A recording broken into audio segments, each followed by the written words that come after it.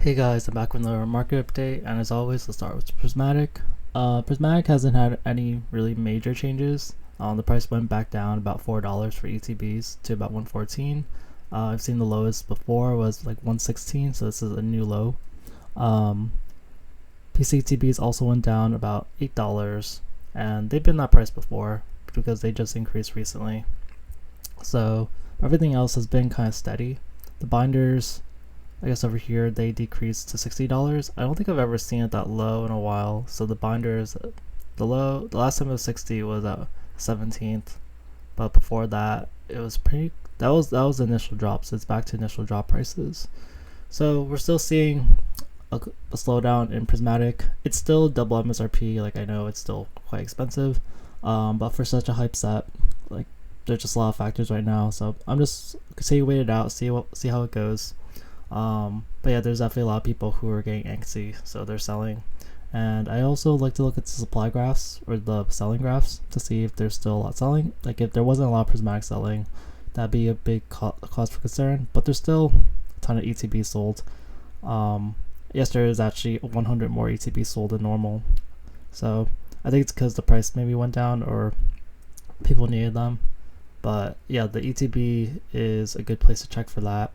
Pokemon Center ETBs, the demand for that's also been kind of steady, about 20 a day, and then the packs have also been steady. So demand is still pretty steady, so that's good because it just means it's continuing to eat out available supply if you're holding, and so eventually, if there really is not as much supply as people think there are, then the prices have to go up. There's no other option. There's not enough pie to eat. So I want to talk about Crown Zenith. That's probably the biggest news I have. So the first thing I noticed I was looking through Crown Zenith was, let me scroll down. Well, it's the pack price suddenly went up to $7.25, and I don't think I've ever seen that before. Yeah, it was like 5 something earlier January, then went up to 6. It went almost to $7 on the 14th, and it was kind of stuck there. And then now we're selling $1 more than normal, and that brings it way above the Sea and Sky box. Well, not necessarily way above, but the Sea and Sky went to 120 and it's been dropping, and now the pack price suddenly went up. So I went to look at what happened, and basically there was a big buyout. If you look at this huge amount here, that's about 2,400 bought, and usually it's like, let's say 200 or 400, so 5, so that's like 6 to 10 times the normal amount bought yesterday. So that explains the buyout. I did mention in one of my videos that, like, like this guy over here, Ghastly Ashley, there's 300 packs here, so unless people buy like 300 packs all of a sudden, like the price is going to stay here for a while. And someone actually did buy a ton of packs. So I have the same thing happened with Sea and Sky a little bit. It's not as dramatic, but Sea and Sky also had this big jump here from usually 11 to 4, so that's like 4 times the normal amount. So, and Sea and Sky is kind of more worth it, like cost wise, so it kind of makes more sense. So I don't always get why people buy loose packs, to be honest, if you can just get cheaper some other way. The other, just to give you a comparison, like, booster bundles have been kind of steady, and ETBs been steady-ish. So I wouldn't have known this unless I was tracking Pokemon Center. Like, it was all very coincidental how I know this, but I was doing Pokemon Center analysis, and Crown Zenith went from, wait, where is it? 123, 124. Oh, I haven't tracked it yet in here. Okay, so yesterday, so I've been tracking Crown Zenith numbers, and the main Crown Zenith product left was this more Pico V Union box, which was at $8 a pack, which so it's pretty expensive because if you compare it to market price, why would you buy $8 a pack when you could get for $7 or $6 a pack? Like, it doesn't make any sense. But some people still buy it. It just kind of makes sense. Like, I wouldn't do it, but other people would buy it. Maybe they fear that's the last thing. Maybe they don't know about TCG Player. Maybe they don't trust it. But they try to buy it out, or maybe they're trying to increase the price. But yeah, it's been kind of steady if you look at the numbers. I might make a separate video on this actually. you know, it's like it's in the 10,000 range, so it's just like not um like not close to selling out. Same with the UK data. UK data, yeah, like it went from like 200s to like it's been like 200, so it's not as dramatic, but suddenly it goes from 232 to out of stock, and that usually doesn't happen for things selling this slowly.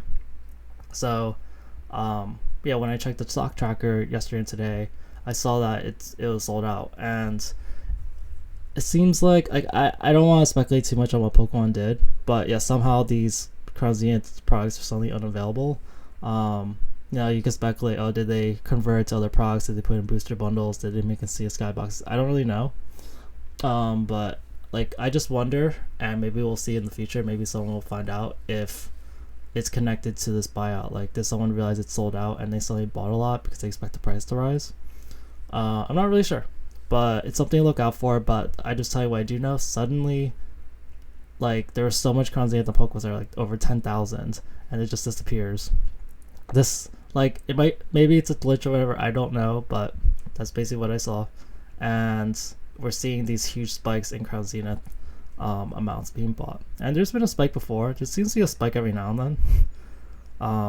The spikes get bigger, actually. You see like this 1,000 and then 1,600, and but yeah, I've been talking about Crown Zenith for the longest time. Like, it's one of the sets to look out for because it doesn't have like reprint fears. Like, because it's already gone through all the reprint stuff, and people don't expect them to really reprint much more. Like, I still see my Target and stuff, or no, not personally, but I know that people get them like booster bundles. But yeah, there's no reason for them to print like a lot more of this. Okay, so that's Crown Zenith. I'll touch on 151 real quick. There's not a big update on that. 151. I think that, oh my god. Sorry guys. I need to organize the Paladin Fates. I cannot find my 151 chart. EP. Is this 151? Oh, I think I deleted. Okay, that's why. Okay. So it didn't really change much. These are the price per packs.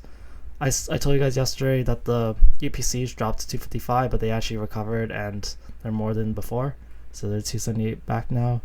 Yeah, the cheapest price per pack is still 1060, and you know, everything's about the same.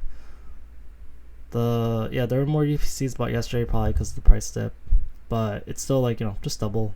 Sometimes there's increases, that's kind of normal.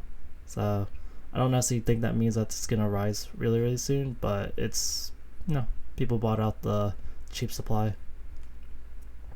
Okay, what else? Let me just look at my list. I think I want to talk about Chilling Reign. That might be the last thing before Jerry's together. So let me just close some of this Crown Zenith stuff. Okay. So Chilling Reign has been on a ride, like a really downward ride. Like it's the box that keeps consistently decreasing the whole time. Like it's dropped literally like every day since the 11th, and like I've been tracking this stuff. Like, I started putting empty spaces when the price has not really changed much, but